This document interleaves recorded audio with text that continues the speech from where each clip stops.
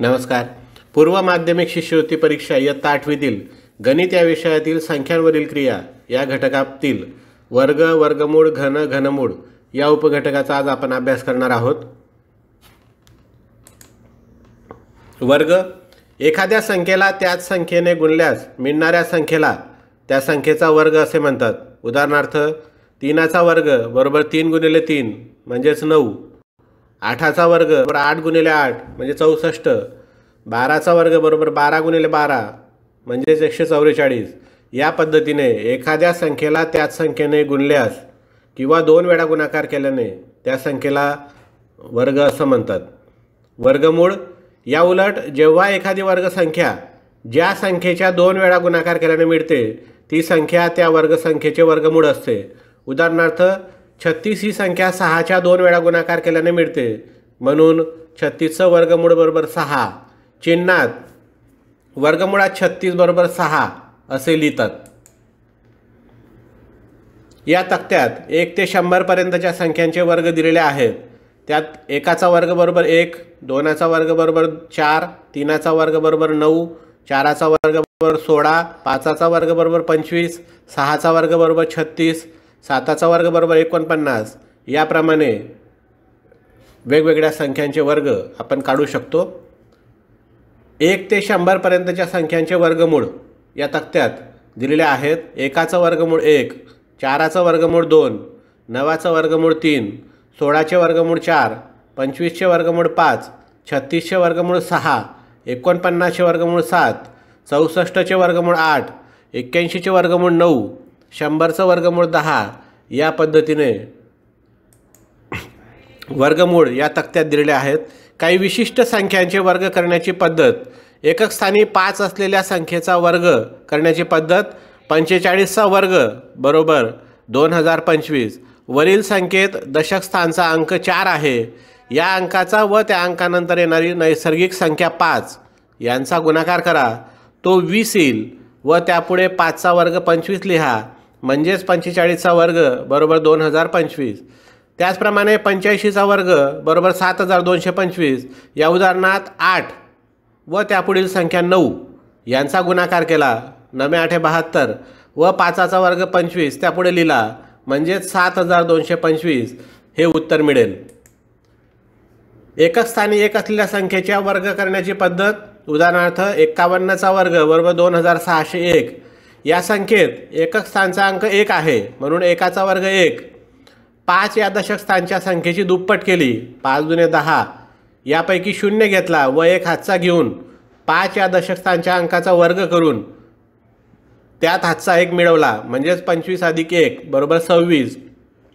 याचा अर्थ 51चा वर्ग बरोबर 2601 म्हणजेच 2601. 81चा वर्ग बरोबर 6561. या उदाहरणात 81 पैकी एकक स्थानच्या 1चा वर्ग 1, 8ची दुप्पट 16, त्याच्यापैकी 6 व 1 हातचा, तसेच 8चा वर्ग 64, 64 + 1 म्हणजे 65. यावरून 81चा वर्ग बरोबर 6561 म्हणजेच 6561. या पद्धतीने एकक स्थानी 1 असलेल्या संख्येचा वर्ग आपण काढू शकतो. 100 या संख्येच्या जवळ असलेल्या संख्यांचे वर्ग काढण्याची पद्धत. 98चा वर्ग बरोबर 9604. 98 ही संख्या 100पेक्षा 2ने लहान आहे, म्हणून 98 बरोबर 100 उणे 2. आता 98चा वर्ग बरोबर 98 उणे 2. त्याचप्रमाणे 2चा वर्ग म्हणजेच 98चा वर्ग बरोबर 9604. 2चा वर्ग 2 अंकी संख्येत लिहावा, म्हणजेच 2चा वर्ग बरोबर 04. दुसरं उदाहरण 94चा वर्ग बरोबर 8836. 94 ही संख्या 100पेक्षा 6ने लहान आहे, म्हणून 94 बरोबर 100 उणे 6. याचा अर्थ 94चा वर्ग बरोबर 94 उणे 6 आणि उजवीकडे 6चा वर्ग. 94चा वर्ग बरोबर 94 उणे 6 म्हणजे 88 आणि 6चा वर्ग 36 म्हणजेच 8836. याचा अर्थ 94चा वर्ग 8836. 100 या संख्येच्या जवळ असलेल्या 3 अंकी संख्यांचे वर्ग करण्याची पद्धत. 107चा वर्ग बरोबर 11,449. 107 ही संख्या 100पेक्षा 7ने मोठी आहे, म्हणून 100 अधिक 7. 107चा वर्ग बरोबर 107 अधिक 7 आणि उजवीकडे 7चा वर्ग. 107चा वर्ग बरोबर 107 अधिक 7 बरोबर 114. उजवीकडे 7चा वर्ग 49, म्हणून 11,449 हे त्याचं अचूक उत्तर असेल. उजवीकडे 2 अंकी संख्या लिहावी लागते. 7चा वर्ग बरोबर 49. त्याचप्रमाणे 112चा वर्ग बरोबर 12,544. 112 ही संख्या 100पेक्षा 12ने मोठी आहे, म्हणून 112चा वर्ग बरोबर 112 अधिक 12. त्या संख्येत ती संख्या 100पेक्षा जेवढ्याने मोठी आहे ती संख्या मिळवावी लागते, म्हणून 112 अधिक 12 बरोबर 124. आणि उजवीकडे 12चा वर्ग म्हणजे 144. या ठिकाणी 144 पैकी 44 उजवीकडे घेऊन यापैकी हातचा 1 124मध्ये मिळून 125 ही संख्या मिळेल. याचा अर्थ 112चा वर्ग बरोबर 12,544. सूत्र पद्धतीने वर्ग काढण्याची पद्धत. सूत्र ए अधिक बी कंसाचा वर्ग बरोबर ए वर्ग अधिक 2ab अधिक बी वर्ग. उदाहरणार्थ 48चा वर्ग बरोबर 40 अधिक 8चा वर्ग. 40चा वर्ग अधिक 2 गुणिले 40 गुणिले 8 अधिक 8चा वर्ग. 40चा वर्ग 1600 अधिक 640 अधिक 64 म्हणजेच 2304. 73चा वर्ग बरोबर 70 अधिक 3 कंसाचा वर्ग बरोबर 70चा वर्ग अधिक 2 गुणिले 70 गुणिले 3 अधिक 3चा वर्ग. 70चा वर्ग 4900. 2 गुणिले 70 गुणिले 3 म्हणजे 420 अधिक 9. या सर्वांची बेरीज केल्यास 5329 हा 73चा वर्ग मिळेल. वर्गमूळ काढण्याची पद्धत. अवयव पद्धती. उभी मांडणी. 576चे वर्गमूळ काढण्याची पद्धत. 576चे अवयव पाडताना 576 भागिले 2 बरोबर 288. 288 भागिले 2 बरोबर 144. 144 भागिले 2 बरोबर 72. 72 भागिले 2 बरोबर 36. 36 भागिले 2 बरोबर 18. 18 भागिले 2 बरोबर 9. 9 भागिले 3 बरोबर 3. 3 भागिले 3 बरोबर 1. या पद्धतीने उभ्या मांडणीने 576चं अवयव पाडल्यास ते अवयव 2 गुणिले 2 गुणिले 2 गुणिले 2 गुणिले 2 गुणिले 2 गुणिले 3 गुणिले 3 या पद्धतीने त्याचे अवयव 24 येतील. 576चं वर्गमूळ 24. वर्गमूळ काढण्याची पद्धत. आडवी मांडणी. अवयव पद्धती. 324चे वर्गमूळ आडव्या मांडणीने अवयव पद्धतीने काढणे. 324 बरोबर 2 गुणिले 162 बरोबर 2 गुणिले 2 गुणिले 81 बरोबर 2 गुणिले 2 गुणिले 9 गुणिले 9 बरोबर 2 गुणिले 2. पुन्हा 9चे अवयव 3 गुणिले 3 गुणिले 9.